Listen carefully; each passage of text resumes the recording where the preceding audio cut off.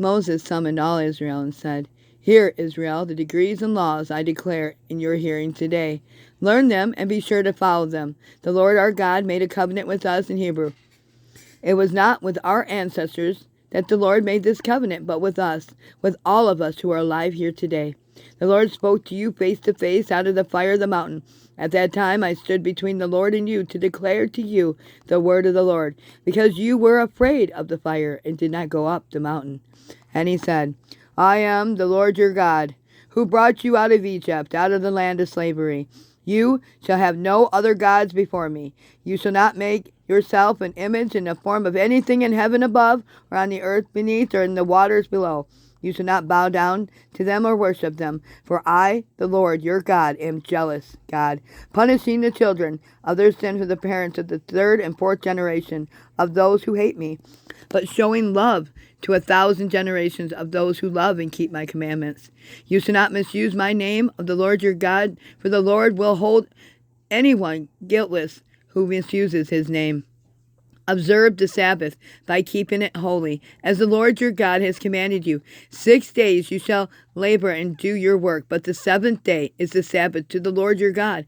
On it you shall do no work, neither you or your son or your daughter, nor your male or female servant, nor your ox, nor your donkey, nor any animals, nor the foreigner residing in your towns, so that your male and female servants may rest as you do.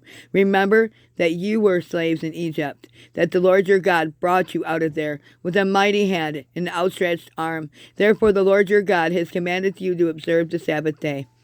Honor your father and your mother, as the Lord your God has commanded you, so that you may live long, and it may go well with you in the land of the Lord your God is giving you. You shall not murder, you shall not commit adultery, you shall not steal, you shall not give false testimony against your neighbor, and you shall not covet your neighbor's wife. You shall not set your desire on your neighbor's house or land, his male and female servant, ox, donkey, or anything that belongs to your neighbor.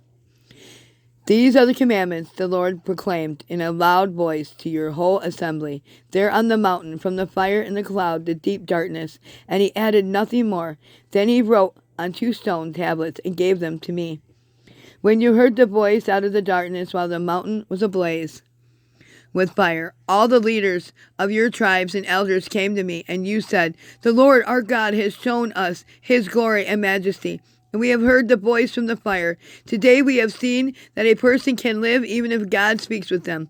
But now, why should we die? This great fire will consume us, and we will all die if we hear the voice of the Lord our God any longer.